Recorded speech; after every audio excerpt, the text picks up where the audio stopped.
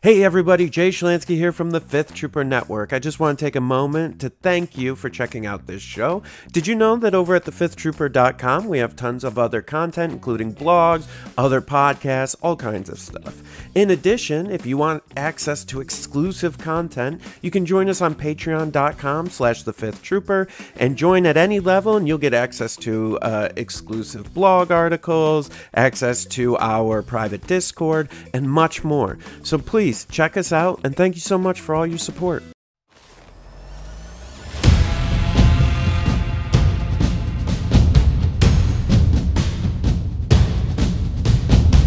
Welcome to the Legion 99 podcast. Welcome, everybody, back for another episode of Legion 99. I'm Nick, as almost always. I am joined by Paul Jones this week, the winner of Ironweld this past weekend. Sorry. It's just I don't have Mike, I don't have a Pat, I don't have a Rich. Rich unfortunately was not available. I think he had way too much work after getting away for the weekend. They all played a lot of Legion. We'll hear from him in 2 weeks, I think, and he'll talk a little bit about his Ironworld experience. But I got Paul on. Paul, introduce yourself to everybody.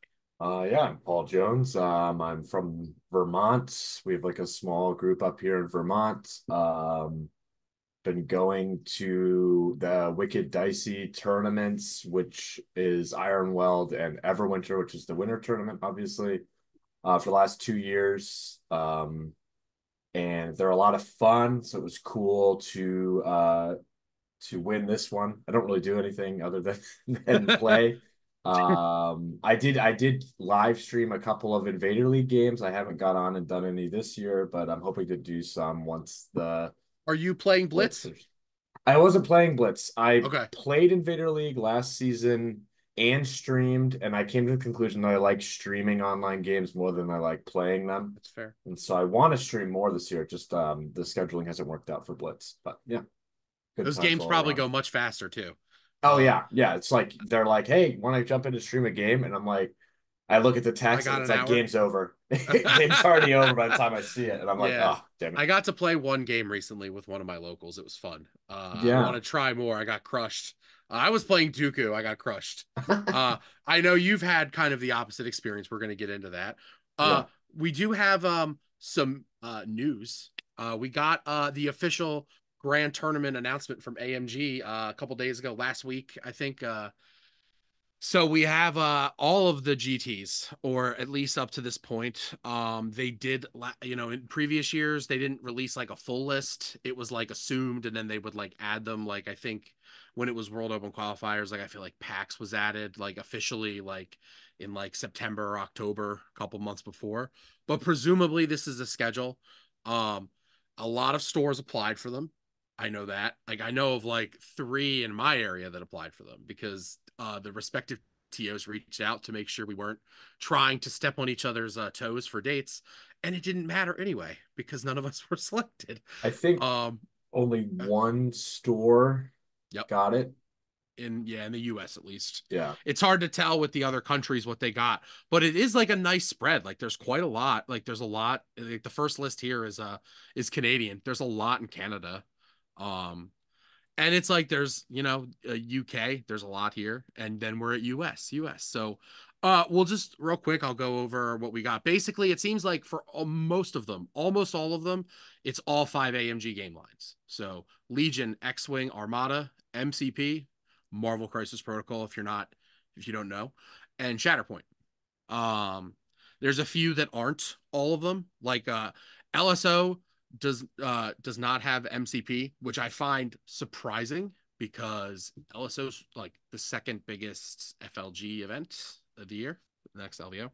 But before we get into that, so US Grand Tournaments, we have the Lone Star Open, the Salt Lake Open, which is they've had events there, in the past. So it's great to see another convention getting official qualifier status, or not qualifier, GT status. This is good. NashCon, but NashCon's only hosting MCP. I think that's a probably make up for LSO not having MCP, is my guess, which is cool. I've never heard of NashCon, so I'm guessing it's not it may not have the Star Wars lines, or they might be much smaller. And then Evergreen Open, our friend Izzy and Evan over at my colleague at the Fifth Trooper, they did a great job last year with Legion. They're doing Legion Shatterpoint MCP. Um, Nova Open again. Are you going to Nova this year? Yes, definitely. Awesome. Definitely. I'm probably not playing this year. It seems like I'm going to be helping with on the judge side, but I'm excited nonetheless. All 5 game lines for Nova. Good, because you knocked me out last year. I'll try not to do that this year. I could knock you out Yeah, with you a could bad knock judge me out with a call judge if call. you want. Yeah, if you're, you know. for sure. In Orlando, Crucible. I was there last year. Can't go this year because they moved it up like a full month. So it's like with Nova, me already committed to Nova. There's no way I can do it. They're doing all 5 game lines. And then Gamers Guild in Phoenix, Arizona. That seems to be a store, like an LGS type deal. And they're running them, it seems different. They're running them like different dates because they're all they have kind a of scattered second on one. this list. Yeah. Right. The first one, Shatterpoint, and then they've got X-Wing, and then they've got a Gamers Guild Heroes and Fleets Grand Tournament for Armada, Legion, and MCP. I wonder if they're like, it's weird that maybe they're using like a different location for that or something, which is great. So they can run, because like it would surprise me if they couldn't fit like X-Wing and Shatterpoint together, but like they could fit those 3, 2 of them being the 6x3 games together. But whatever. There's one in Anchorage, Alaska, That Battle cool. Zone Ursa Convention. That just sounds awesome. That's awesome. Battle Zone Ursa. Yeah, I heard somebody on the Discord say that there's one in Alaska, and I'm going to Alaska to visit a friend, and I was like, oh, maybe it lines up, but it did not line up. Doesn't. Okay. That would have been great. Yeah, that I'm also not putting dates down because I'm lazy. This is on the transmissions page on Atomic Mass's website, so you can check the dates. Not really a lot of surprises there, but yeah, they're doing X-Wing Legion and MCP. It's awesome to see like Alaska getting a convention. Like that's awesome. And then of course PAX Unplugged, all 5 game lines. We're back to Gamers Guild in Phoenix for X-Wing. LVO, all 5 game lines. No surprise there. And then last on the list, this is a not a new convention, but a familiar one. The Richmond Open is the GT for all 5 game lines. That's the last one on the list. That's May 2nd. So that's literally going to be like stores are probably going to be applying for next season's GTs, and like they're going to be doing the very last one, it looks like, which is cool. It's great to see some like conventions that weren't previously recognized getting the love and getting like GT status. That's awesome. That's what I want to see. I'm disappointed. I'm not disappointed. Obviously, my local store Top Deck applied, they applied, I think, for all the game lines. That's what they said. We didn't get it, but it's okay because basically nobody got it. It seems like Phoenix, the Gamers Guild, is like a fill-in, so they had more on the West Coast. It seems like they're trying to cover the whole country, which is great. Like it's great that like Anchorage is getting a tournament. Like I don't know how big that scene is. I've never heard of anybody. I've never talked to anybody from Anchorage, and that's cool. And I imagine I used to live in Arizona. I did play a little bit of Legion in Arizona, but not at stores or anything. I never heard of any like tournament around there. I don't know if there is like a convention there, so maybe that was why it went to a store there. Mm-hmm. It's unfortunate that the New England tournaments didn't get GT status. That's a bummer. Hopefully they move things around, right? Like I hope this, just because you got it this year doesn't mean you're going to get it next year. Like I expect like Nova, like, even like back in like the days of where it was just X-Wing, Armada, and Imperial Assault, Nova always had like whatever they were calling nationals. That was the status of it, stuff like that. But like, I hope some of the stuff moves around. Other stores get a chance to try to get a shot at it. To run their own events and stuff like that. Yeah, it would be great if like maybe Ironwell next year or Everwinter was named one. That would be excellent. Seems like they're running like a lot of systems, so like they could probably support it. The community is always good about coming together when it's something big. So, I think that was partially because they probably really wanted events to be 32 players at least, which I think that was the implication, was that they needed to it's weird, right? Because I think it's like they need to be 32 to be considered a GT, but like So like you can't cap it at 32. You can't do like a hard cap at 32. And that's what I told Top Deck. I was like, we won't, if we get it, we can't hard cap it at 32. We need to be able, like, Yeah. we need to hard cap it at like 48. So that way, if we can sell 48, we're definitely going to get 32 because we don't want to be, you know, the World Open qualifier that only gets like 20 people. Like we don't Yeah. want to be that. So, Yeah.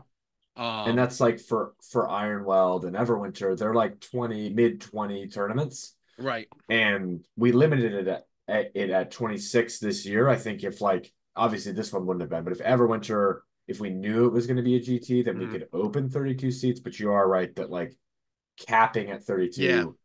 and then under delivering The is one not that's great. missing for me is like I really want to see Rocky Top get recognized eventually because Ryan just has done such a great job with that over the last few years. But the timing of that is so awkward because they're the very end of May. Like it was just the previous weekend, and it's like they're so close to where like in that like this isn't when we want to run GTs. Like Richmond Open is just sneaking in there May Mhm. 4th weekend. Like they're Yeah. just sneaking in, and it's like it's tough with like it being the end of May when like it's like okay GT season's over. Let's let's start the next one. But hopefully next year we see some of these cycled out, cycle some new stuff in. I'm excited. I should be. I mean, I'm almost certainly going to be at PAX. I'll be at Nova. I might try and make a pilgrimage to another one of these. Richmond Open seems logical because I don't love to fly. I could basically drive to Richmond. It would be a long drive, but I could do it. But we'll see. It's great that there's so many though on like the east side of the country, the west side of the country, There's some in the no middle. Midwestern tournament. I was just I know. noticing that, which is kind of wild. Yeah, they do have a scene there too. It's like Yeah, there's got to be. It's a huge there are area. tournaments. There's nothing from like But Montana yeah, to Ohio. There's yeah. nothing. Is there a Missouri? No, there's a No. Tennessee tournament. That's the closest you get. No, there's nothing in California this year either. Huh. They've That's got interesting. basically Seattle, which is the Evergreen, Yeah. LVO's Vegas. Hmm. Um, you know, I guess Gold State Games didn't make the cut this year. Yeah. Um, Tragic. But yeah, with this, we also I skipped a bit. We did also get the prize announcement, which is were you at Worlds?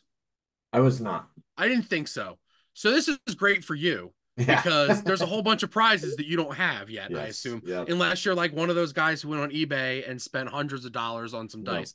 Uh so they did announce the prizes, and this is Yeah. I have I feel feelings. I have feelings. This is so all right, I'll just go down the list. So first place, they get the Grand Tournament Champion trophy. Great, there's a trophy. Expected. That's awesome. Can't wait to see what it looks like because we this is the one thing we haven't seen yet. Everything else we've seen because it was on the prize vault worlds.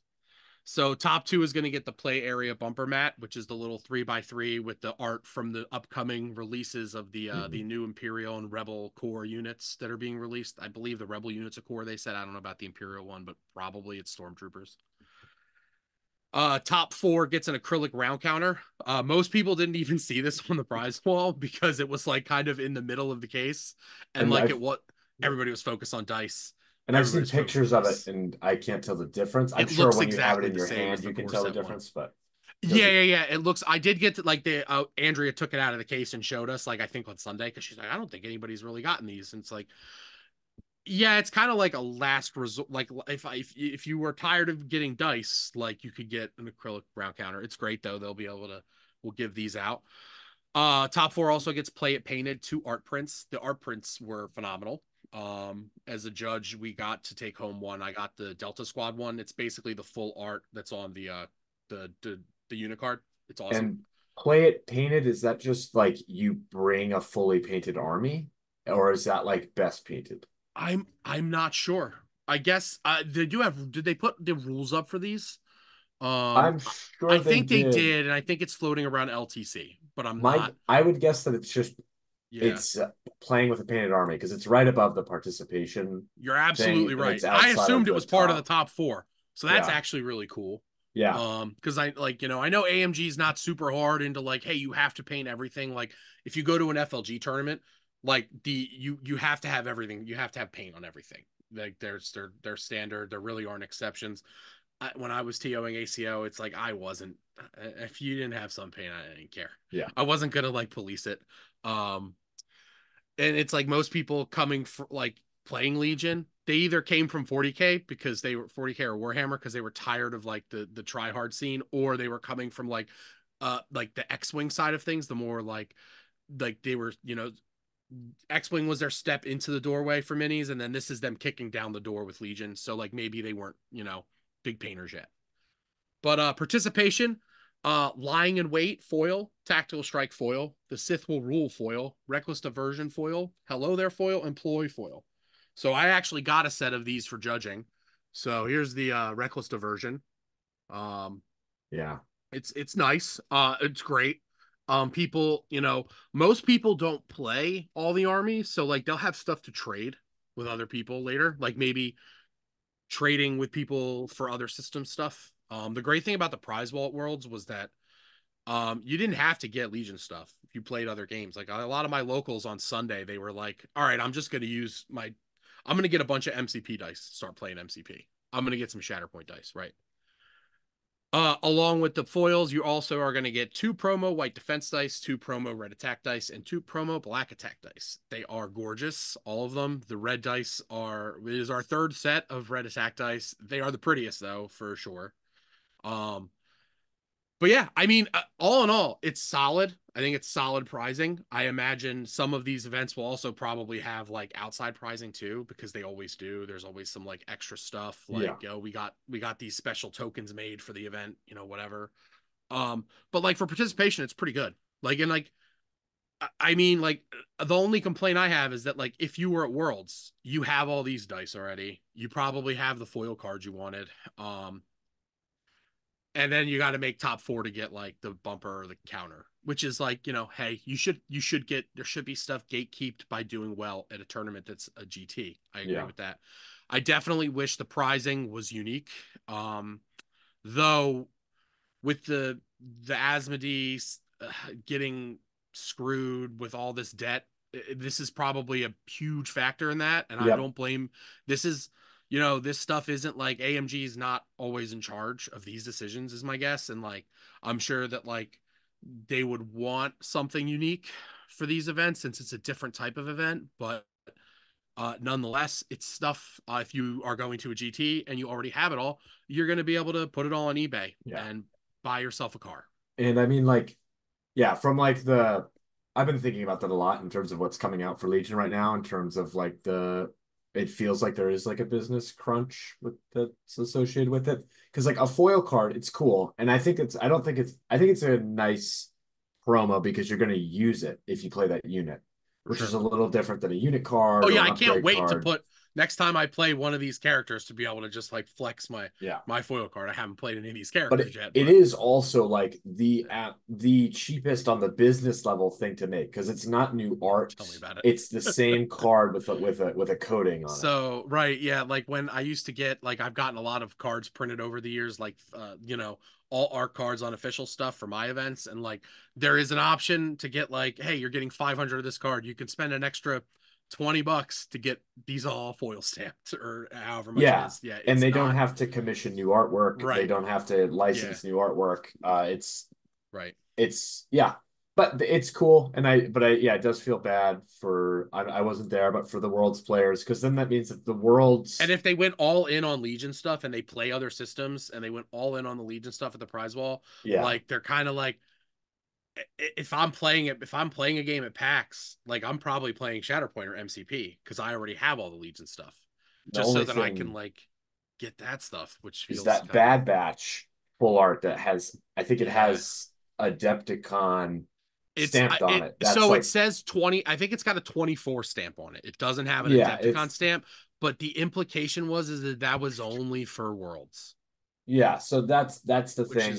Maybe there's something else for the GTs that they haven't, maybe they'll sneak in like some all art, like another all art standing order. I don't know, like with a stamp that says GT 24 season 24, 25. I don't know. I mean, it's not the amount of stuff you're going to get just for participating is pretty good. Like you said, it's great for people who didn't go to Worlds. Feels a little bad for people who went to Worlds. I mean, this isn't the main reason that you go to tournaments, but I think the other thing is like there's when it's all participation stuff mostly, other than when really the only thing that I would say is desirable is the top two.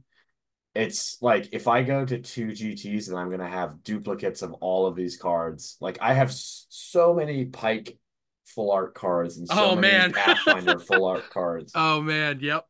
Our I our local store bought one of those kits like 4 or 5 years ago with like Pathfinder alt arts and Death Trooper yeah, alt arts, and we try and give them away at yeah. every store tournament, but it's like nobody wants Can I them. tell you, we had a tournament at Top Deck like a month ago for May 4th, and they had an extra store championship kit lying around. And they were like, "Oh, use this too," because we had the new Ahsoka kit with they were like, "Use this too," and like at the end, I was like, "Oh, we'll use the Boba Fett as like the smoking boots." You know what I mean? Like the last place. And like the guy who lost all his games, he was like, get packing up and leaving. I'm like, oh, hey, I got something for you. And I gave him those. He's like, I already have one of those. I don't need it. And I was like, all right. I Yeah, remember when I was so upset I didn't get one when I won one, and then it's like at the end of the day it was still sitting on the counter. Nobody wanted it. Like yeah, not a single person wanted it. It's like because there was just so prize support fatigue is real. yeah, And we saw it real bad with that sort championship kit because people yeah, were fighting for those promos when it first launched like a little over a year ago, and then like we're like now it's like we can't give that stuff away. yeah, And I feel like that could happen with some of these later events. Like I feel like by the time LVO and Richmond Open roll around, a lot of the players going are not even going to care about those prizes they have because yeah, they were at Worlds. They already have 10 of each die. They hit another GT or two along the way. I already have all the foil promos. They're only really competing for like those top three things, the top four, yeah. the top two, and the pro trophy, which is fine. But hopefully it doesn't affect like attendance for some of those later events. I don't think LVO will Yeah, have a problem. and it does line up with them generally spreading them out geographically. Like it's like I might go to two GTs because I live maybe three. I live near Canada, Yep. so the Yeah, Canadian you can go to some GTs in are Canada. accessible, and then I'm Yeah. flying to Nova. Okay. But I imagine a lot of players are probably going to go to like one, One or especially if two. you have, yeah, if you don't, for in Vermont, we have to travel for tournaments. So we're Yeah, already yeah. traveling a lot. So going a little extra isn't a big deal. But if you have a lot of tournaments and you have a local GT, then maybe you won't fly to Vegas, which is it's a thing. I don't know. Yeah. Yeah. Flying to Vegas is difficult. I don't like flying. I'm a big guy. I don't fit in the planes I don't very like well. flying So it's like either. yeah, it's like the When I 5 hour flight is like it's a hurdle that I have to get when I over. flew to I don't have my miniatures case with me in the room, but when I flew to Nova last year, TSA crushed my case. The miniatures were fine. I have a Oh case that has a jeez. metal frame Uh-huh. and the strap got like in the belt. It was a really crazy Oh thing. The gosh. strap got in the belt of the machine and it like went on its side and it wouldn't come out the other side. And rather than like stop the machine and open it up, a small TSA employee got on the belt and crawled inside and just started pulling on it as hard as he could until the metal bent and it Jesus. crunched. And Your it heart came probably just sank watching yeah, this happen. and there were a couple miniatures that Jeez. broke, but the miniatures were fine, which is great. The case was by it was by Army Case. Shout Okay. out to them.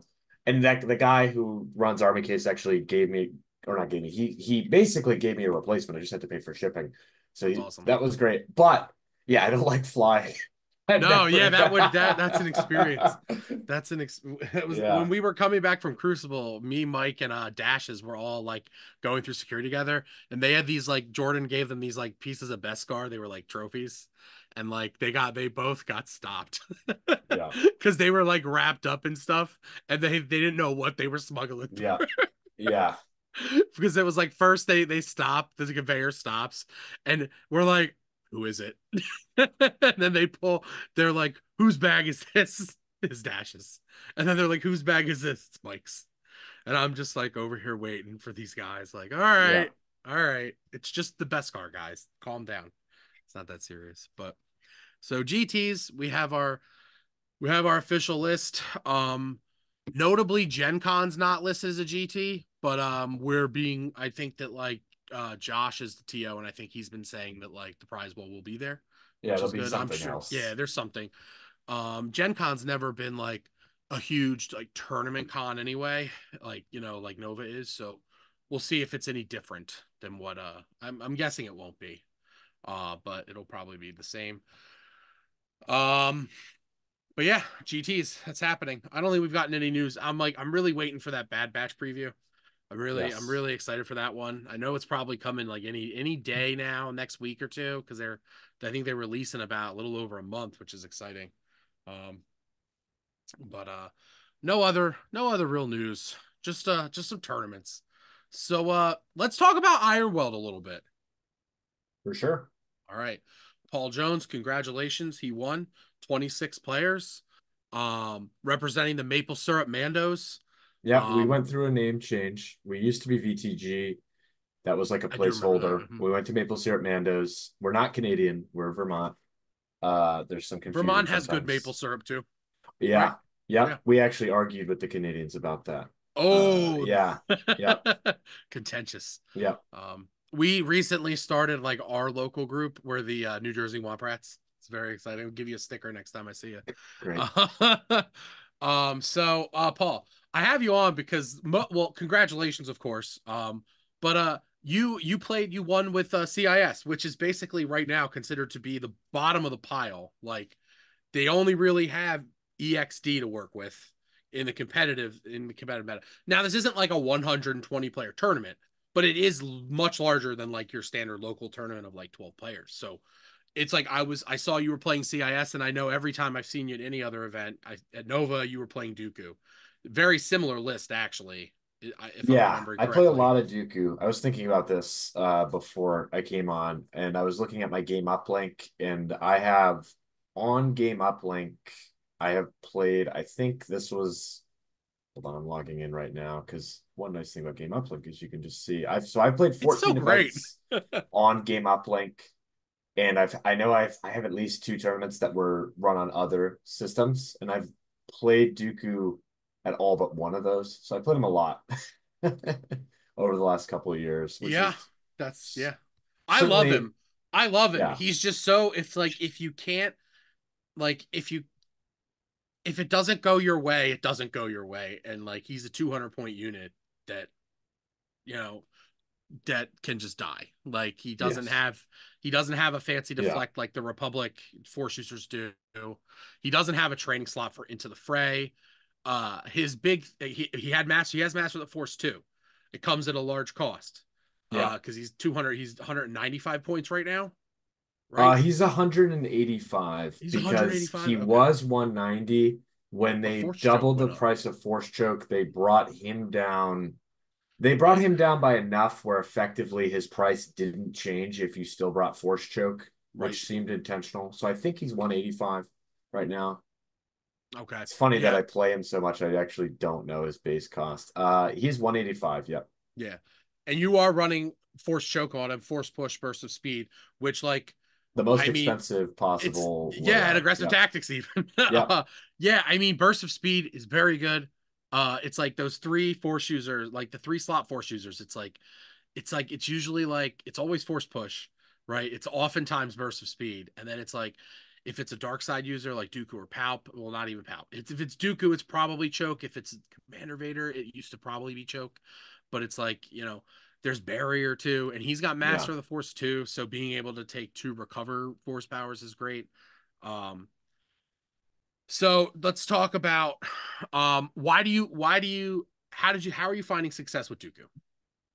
Um, so obviously, like I've played him a lot and I like the unit, which definitely informed why I came with him to this tournament. Like I didn't like just like be like, oh, Dooku is the answer to everything. That definitely wasn't where I was coming from. But I also have played a lot of experimental droids. When I was playing in Invader League, I was playing essentially the units that are now in experimental droids, Okay. but in a generic list before the Battle Force came out. It's actually a Okay. really rough period during the last Invader League where the Battle Force rules were out, but I was still locked into a list that didn't use them, that had all the same units. Woof. Yeah. um, but so and I did play my previous like another tournament that I did well at was SLO in Canada. where I played Experimental Droids and got second, and that was when Experimental Droids was pretty fresh. People And weren't I sure if it was like really good or yeah, not yet.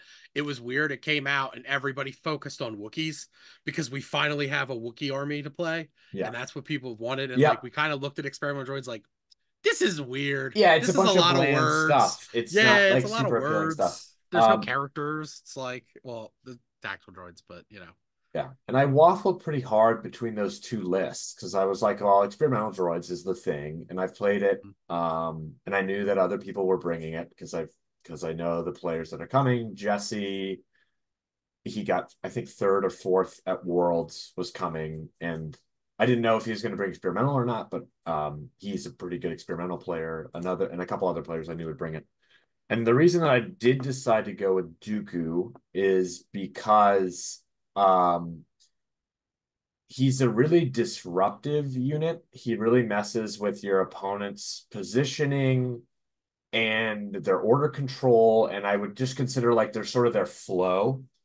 And I've played experimental droids and I've played a lot of CIS, and I know that that's really important to that list and the faction overall, but especially that list is positioning and order control, because obviously once you lose your face ups, you have AI. It's even worse than it is for other factions. And the other list that I was scared of, I didn't end up facing a lot of, was Commandos. And I imagined that Dooku, I only got to play the Commando matchup once, but well, I played it once locally and then once at Ironweld.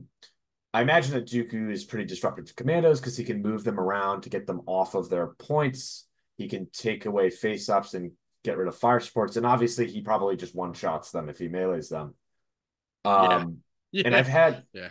experience with, I played a lot of Dooku when Anakin clone balls were big, and I sort of imagined that these lists are going to play similarly. And Dooku's really good at just grabbing a unit and extracting it from the ball, and then his army can kill it, even if you have a weaker gun line. If you take a clone out of their support castle, Yep. then you can kill them, even with B1s and Mm-hmm. whatever you can bring in generic CIS.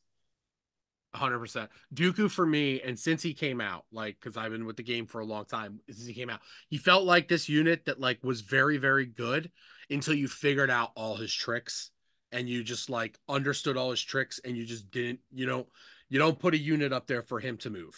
Like Yep.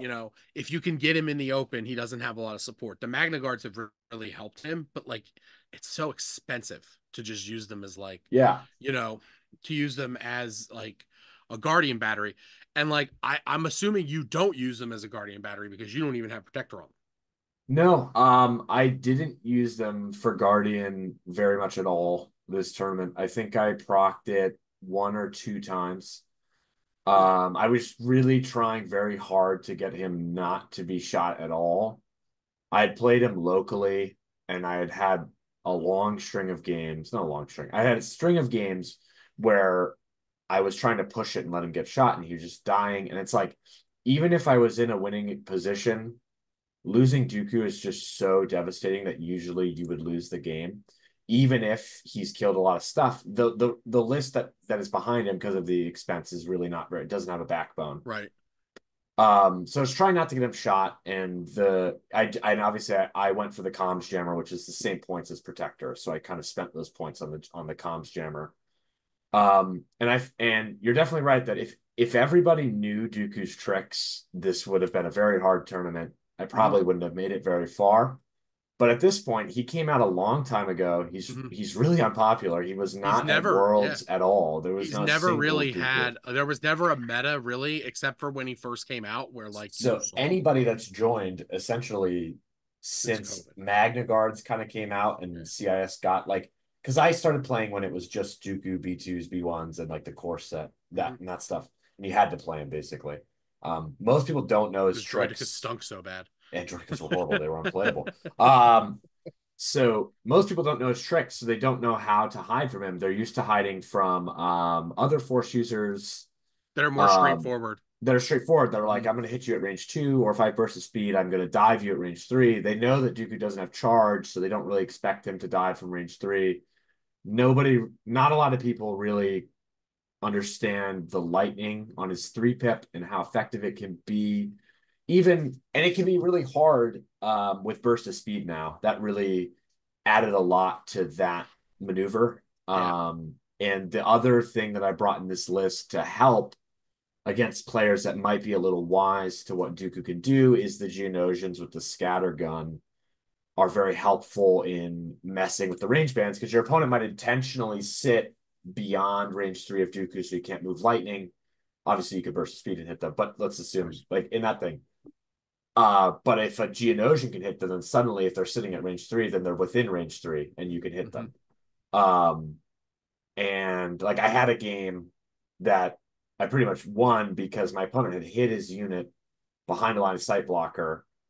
But a Geonosian got on the building, scattered that unit outside of the line of sight blocker so Dooku could hit the one model and then steal them. And so those sorts of tricks are really what was helpful in the tournament, was doing those. And most of the people I played against didn't know what I could do. Yeah, right. And if they did know, they didn't know all of it. There was something that they were missing, and it was sort of trying to figure out, okay, well, what does this person know and what don't they know about what I could do, and then trying to surprise them, and it worked. 3 of my games were streamed, and the same surprise worked. Not really surprise. Surprise. Anthony Bonomo, the who I played in the finals, knew it was coming, but he just didn't really have a way to avoid Sometimes, it. Yeah, because you're playing a different game all of a sudden, and like you can't like hedge every possible scenario with Dooku. Yeah, because like not everything like he doesn't do anything really really well, in my opinion. Like he doesn't do anything like the best, but he does a lot of things pretty well. And if you can combine them together, like you can really, like you said, you're catching people off guard because they don't know all the tricks. And the other thing is that at some point, and this happened in the final with Anthony Bonomo, is we were playing Battle Lines. It's like a short map. It was hostage exchange. Even if you know that Dooku can threaten you from like a long range, and I've played against Anthony Bonomo before, and he definitely knew what I was going to do. If you have to play around his tricks and be like, I'm going to sit at like range 3.5 from him, and Dooku is in front of your entire army, then you're playing from like range 5 of like the core, the juicy underbelly. And if Dooku's behind a line side blocker, you can't shoot him. It's like you're conceding a huge portion of the map to avoid him, which probably is going to cost you objectives. Yeah. Right. Do you want to go back to like the point of talking about the generic list building, and we sort of, I don't know, or do you think we covered that, or do you want to talk more about that? No, we can go back. Yeah. Like we got right into talking about Dooku, but you had let's see. Yeah, you were talking about like generic list building, and I think we kind of covered it.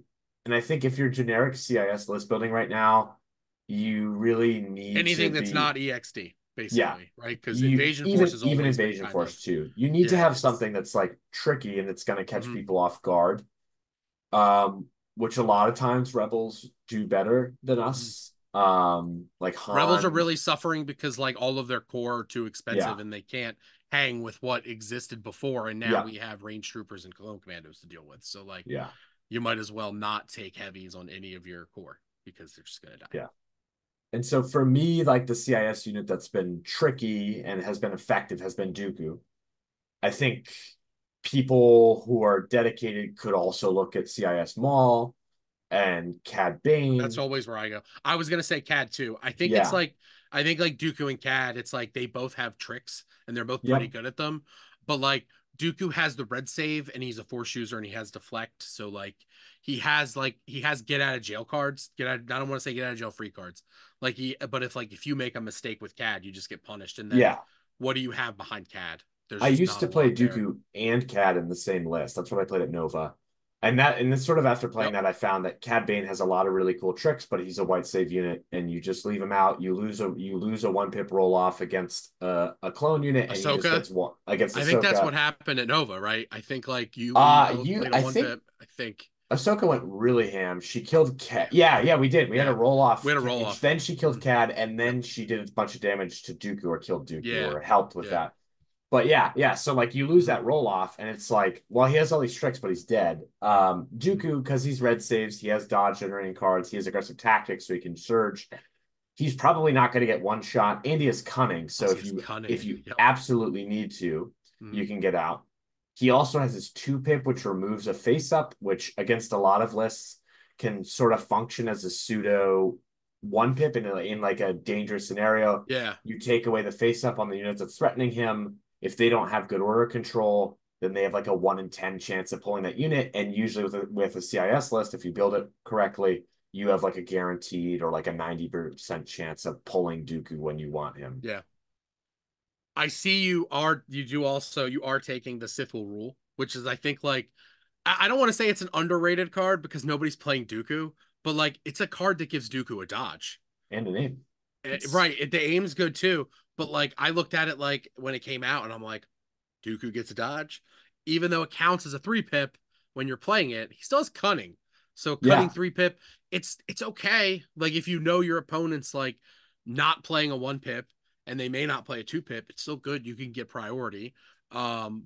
Or if you know they're playing a 1-pip, you can play that and get him a dodge, and you know he's gonna have a dodge. He'll have an aim. I think it's underrated. I think that like it came out with Asajj and like people look at it like it's an Asajj card, but it's definitely a Dooku card because you can't, Yeah.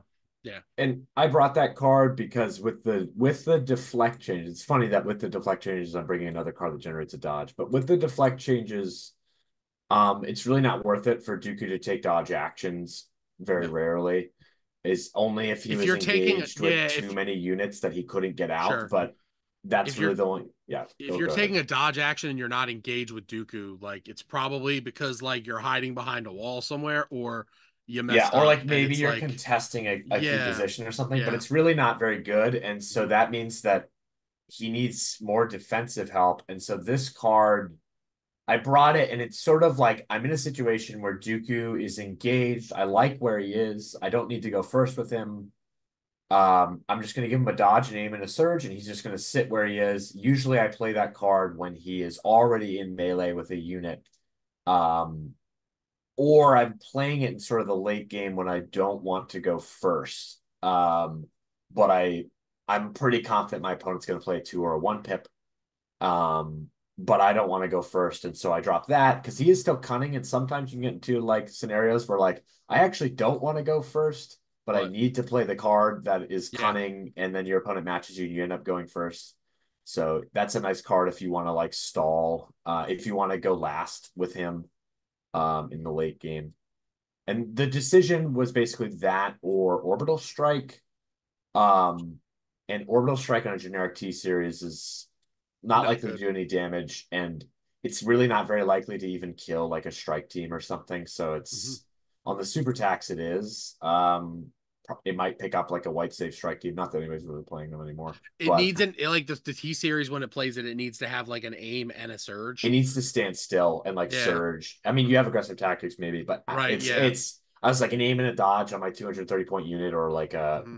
a 4 dice attack with a 65-point unit. I'll take the aim and Yeah. dodge on Dooku. Yeah. So basically, like we talked about it. You've got 3 units in CIS that like kind of can like they have tricks. They have like Maul. I played a ton of Maul over the years. Being able to infiltrate a force user is incredibly powerful. Yeah. It's also incredibly dangerous. But the ability to CIS is the king of 3 actions, right? You've got Geonosians that usually have 3 actions available now, and then Yeah. you have Maul. He was the original. Unfortunately, you can't move 3 times. I do believe that would be a little too powerful on a force Mm-hmm. user. Um, but like Maul just has so much flexibility. Otherwise, you can really go a lot of ways building him too, in my opinion. You're probably always taking force push because that's the game we play. Yeah. You can do saber throw. It's not as good as it once was. The cover change hurt that a little bit because like he's two hit one like a little over 1 hit if you don't have an aim through after cover isn't great these days, even with Pierce. I really think Maul is a super interesting pick now that Clone Commandos are out, who have their own infiltrate. You take him in a small bid, and then you probably get to just out infiltrate them. Right. Because one thing that, like in my small sample size playing against Clone Commandos, is that it is very difficult to dislodge them with just guns. Like I imagine that like if you can get a force user in there with Pierce, like they are going to melt. because most of them roll 5 or 6 dice. The ones that roll 5, it's usually all reds. Yeah, I Um, think, you know, and I remember we were talking about this. So, I think they're easier to kill than like a phase one with a heavy weapon. With most lightsabers, you're more likely to kill them, yep. and Even they're if they, yeah, even with the surging to defense, and they're it's like, 75 points. Like mhm. it's like I know Trevlin was playing Operative Vader, and he had like a turn where he did Implacable, kill one, and then draw Vader again, move again, and kill another. It's like 150 points, In and one turn. yeah, and you don't need to slow down. Yep. And It's then, yep. and Yeah, it's so yeah, but definitely if you're generic CIS list building, I would consider one of those 3 units. I've tried bringing Bane and Dooku. I haven't really messed around with Maul. I've made It's lists with hard. Maulbane, and I don't. It's like it's just it's expensive. Yeah, Like we were always like it was always a faction where you wanted 10 or 11 activations, and now it struggles to get to 10 yeah, when you take one of these force users because of how expensive everything is, and like B1s just aren't effective anymore. Like they're just a couple are yes, fine, but like it's like we are long past the days of like a B1 gun line with like 4 or 5 E5Ss and like a repair droid or a medbot, and then like you know a couple of Magnas and a T series, and then your focus piece, because the B1s just don't pull their weight anymore. yeah, and Magnas are really that's the only unit, in my opinion, right now that are like always a very good take in any list. that's the other thing I was going to go to, and how I went to this list, and just the idea of generic CIS list building is yeah, I think B1s are in a really bad place right now as a unit. I think there are certain ways you can run them that are fine, just as like the diversity of what you can do with them. Like they have a lot of potential upgrades, but there's really only a couple of them that are worth That bringing. are worth you. Like, I mean, I'm looking at this. They have 7 personnel slots, and you're probably only bringing 2 of them, the medical bot or the The repair repair. bot. It depends Um, on the rest of your army, right? yeah, You yeah, have and Dooku, you're bringing medical droids. You have yeah, Magnas and spiders or something, and you're yeah. bringing repair droids. And so I was really down on them. And so for the last since Golden Sprue, which I was at, which was I played Geonosians and Dooku there. I've been playing mostly Geonosian Dooku lists with like 4 or 5 Geonosians. The smallest I've gone is like 2 or 3. This was actually the first time I'd played the one of list. Um, and I also messed around with B2s, and I sort of came to the conclusion that um and I did B2s with Poggle to try and do the support. I came to the conclusion that B2s are also just not very good. Poggle makes them interesting, but they still just don't hit very hard. Yeah. And they're not very tanky because most people are putting so much over cover that the armor one is not significant. There are a Yeah. couple lists where armor one is really significant. Clone Commandos is probably one of them, where that sniper isn't going to do much. But I basically was like, the B2 thing is not working. I'm like, exposing Dooku to push units out, and B2s are coming up and they're hitting them in light cover or in the open, and it's like I'm not even killing. I'm like doing 1 wound to a clone, and it's like okay, that's not working. Geonosians I found are good, but bringing too many of them, they just all die, and it's like It's because fun, but they all die. if you're dependent on them for offense, they will Yeah. die. And so in this list, the one of is helpful because it's really only there to set up scatter shots and to pick up objectives. It's very good at that. It's Yeah. 100% like being able to like clear your VAPs turn one, like without like scout moves is like great. Yeah. And then And they can so go threaten other VAPs, yeah, which is and great. that's all. And if you're bringing one of them, Mhm. I don't think everybody should be bringing one of them, but if you're considering bringing one of them, that's a great way to run them. I think naked or the scatter gun if you have a setup you want to use with that. I Because you don't want to be dependent on them. You don't want to be like, oh, well, I have over 100 points invested in my Geonosians. I need them to start shooting stuff because they're gonna die. If you're shooting red saves, they're not gonna do a lot of damage. Like I had a game against Clone Commandos locally where I set up a really nice Poggle 2-pip. I had like 3 Geonosians with scatter guns, or 2 with scatter guns, one with just an extra guy. Shoot a Clone Commando that's like 30 something dice with like 5 aims and like all this setup. And and I Death from didn't kill Above. the clone and Death from Above, and the clone Yeah. commandos lived with one Took like shot, one. and Yeah. it wasn't like either of us rolled poorly or hot. It's That's yeah. what red They surging saves and the defensive tech that's out there will mhm. do. And so I was like, okay, there's no point in trying to make a pure Geonosian list work offensively. Maybe Yeah.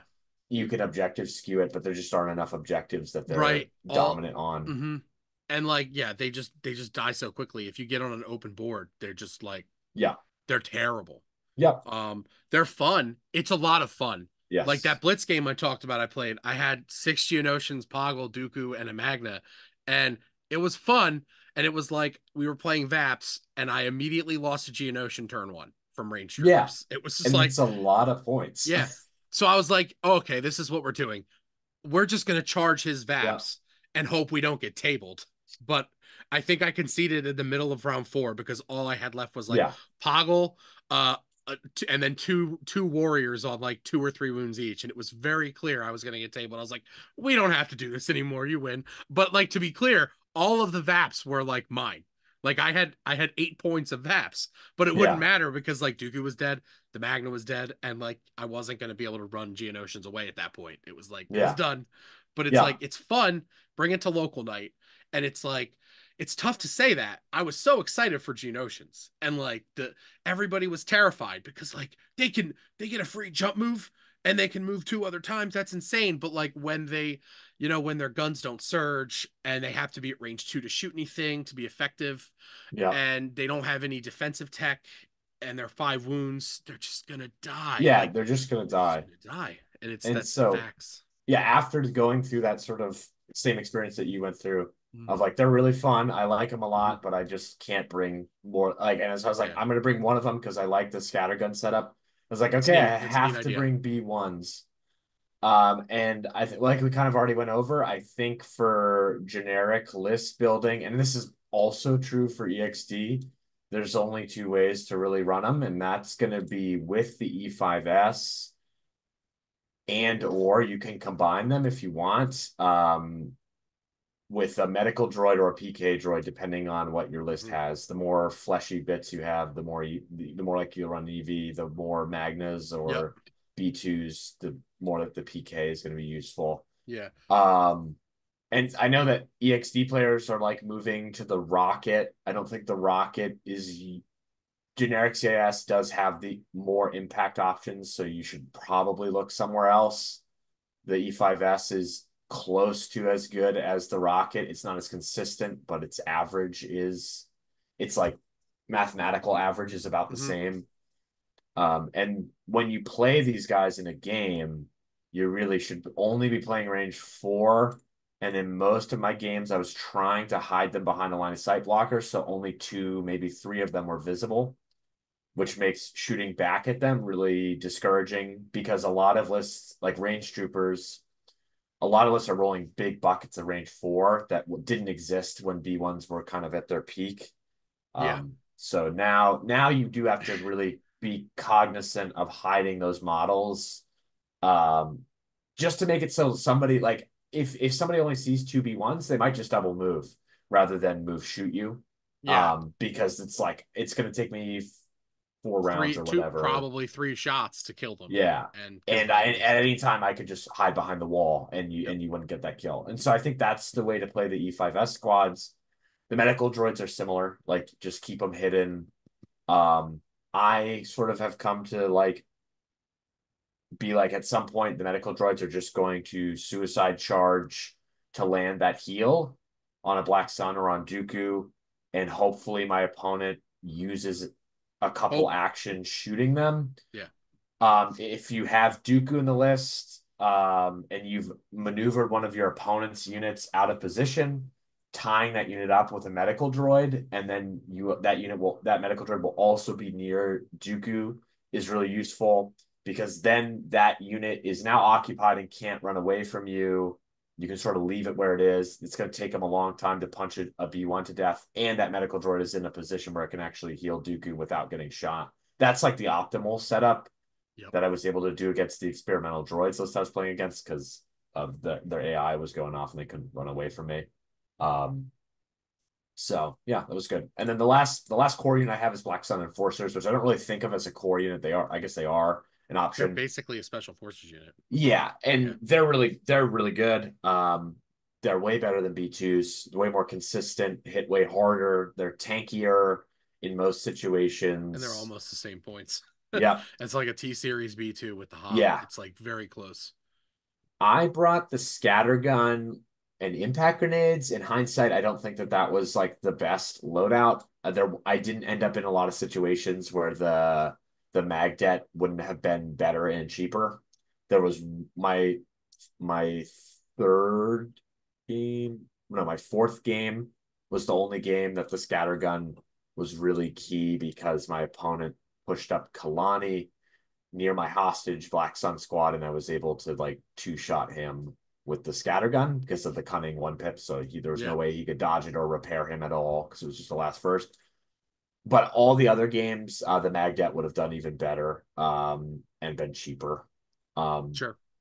but the scatter gun's definitely also good. Yeah. I think there's a lot of play. I think it's like a more of a consideration now than it was with clone commandos around. Yeah, and yeah, Because that's clone right. commandos are Yeah, going to infiltrate. They want to play a center objective. They want to play intercept. They want to play right. recover. They want to play KP.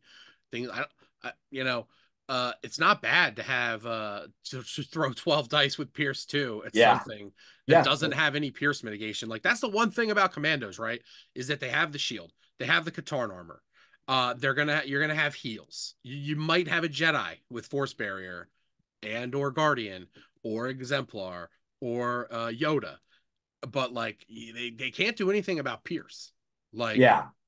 And it's yeah, that was part of why I brought them. I didn't end up playing them, but yeah, you're probably right. Mhm. I haven't gotten, I haven't I haven't taken a shot at a clone commando yet with them. But yeah, the idea would be that they can pretty reliably force the Katarn armor to pop in probably like one shot, if as long as you chewed through some of that defensive tech. Mhm. Or if you Yeah, have it's them a out of question, right? position. If they still have Katarn armor, you're like, Yeah, am I wasting this shot just to pop the Katarn armor yeah. off? So Like, either you use the Black Suns to pop it for another unit, or the yeah, Black Suns wait for it to get popped and then they go, because if it's popped, they probably are going to one shot that unit or take yep, it to like one model. Which this list has force choke, so you love it when there's one model hanging around. 100%. Yeah. And we talked about it in the beginning, but Magna Guard are great. I think for a while I tried this list a couple of times with two Black Suns, but Magna Guard fill a very similar role, but They're a they little more, just they can be a little more flexible sometimes. The charge yeah, is great. If you need guard, if like you accidentally get shot, like oops, Duke, here's 5 coming to Dooku. You can guardian some of it and then yeah, like hopefully keep yeah. Dooku at less than like at more than half of his health left. They aren't Um they aren't as much of a range 2 unit, but the no, benefits on the Guardian critical on the RPS is excellent. and the It's order so effective. control on them Mhm. is great. Yeah, they're just a really good unit, and I think that's the other thing that generic CIS has that EXD doesn't have is our Magna Guard. Good Magna Guards. Yeah, and in the EXD matchup particularly, Magna Guard are really difficult for them to deal with because they don't have significant melee. Sure. If they're investing in vibro swords, maybe. But so if you can get these guys dug in, that's why I like the comms jammer too, because that will stop the comms jammer is brutal for EXD with a full health Magna Guard Yeah, I because imagine. they can't issue the 2-pip that disengages. So there's no way for them to leave, and they're just going to AI punch your Magna Guard. Haha. Yeah, which was great for me. Yeah. I tried something I want to say like a month or so ago with it was Poggle, I think six Geonosians, two Ion Spiders and Kalani. And it was really interesting. And I feel like Ion Spiders kind of got a little bit of a bump. Range troopers have armor. They have impact too. Um, and commandos have a shield that's automatically going to get stripped if you get any hits through. There, it's a 2-for-1, which is really like you're looking at like into commandos with anything. You're looking at like it's plink damage, no matter how big the dice pool is. It's almost always going to be plink damage unless you can get like 4 shots Yeah. into them in a round with something big. The Ion Spiders are going to take the shield away before they can even spend it, Yeah. which is incredible. And that's like, I think that that's something like I want to look at more Ion Spider builds. The problem is that they're not a focus piece enough Yeah, They're not a focus yeah. piece, and like you really do want like a focus piece in that army.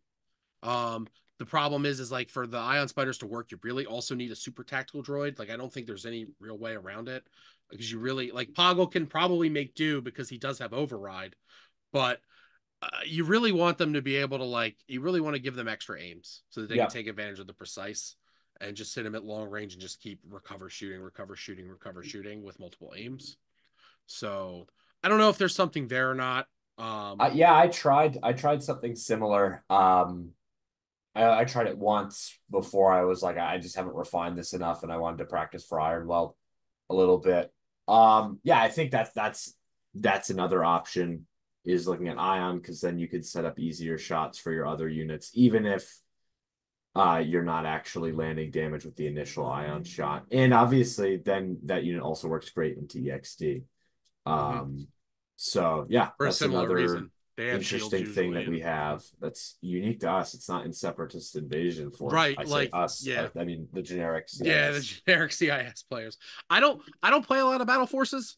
You know, like I looked at EXD a little bit, but like I was kind of like off the droid train a bit, and like I haven't been playing a lot competitively anyway, so it would like feel bad to bring EXD to like local night and beat up people. Yeah, with this list, I'm totally fine with them beating me up, to be clear. But you know, it's something like it's like ion spiders seem really interesting. I don't think Staps have any play right now. yeah, I think they might have before range troopers and like before range troopers and clone commandos, but I think now they just like there's not really anything there.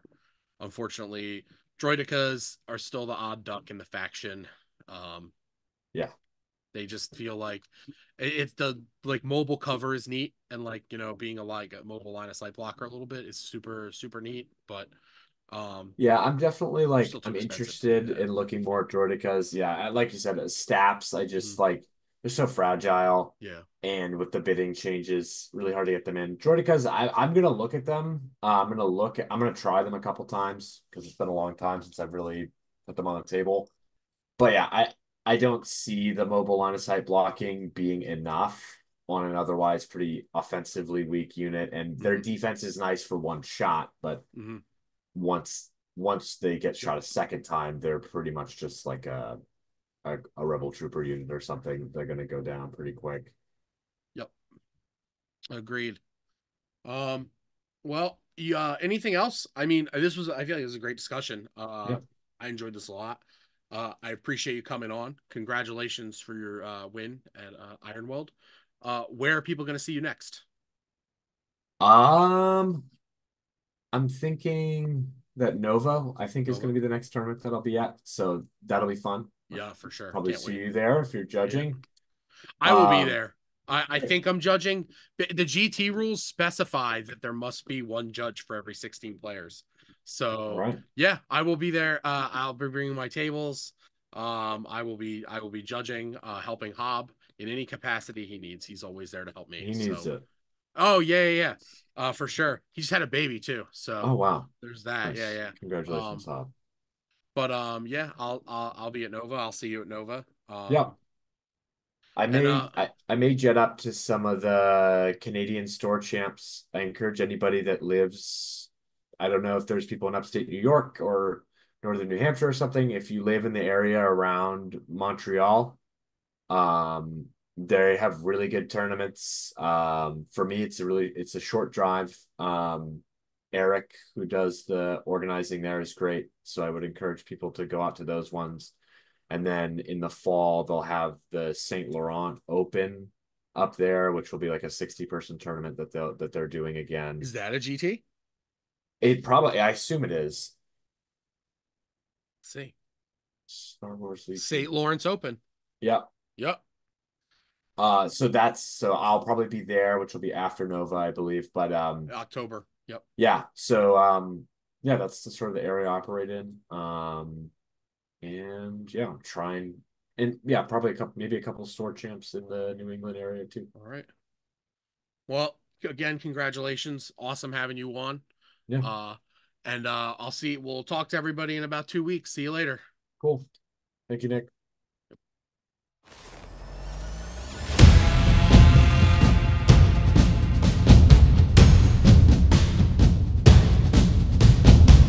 Welcome to the Legion 99 podcast.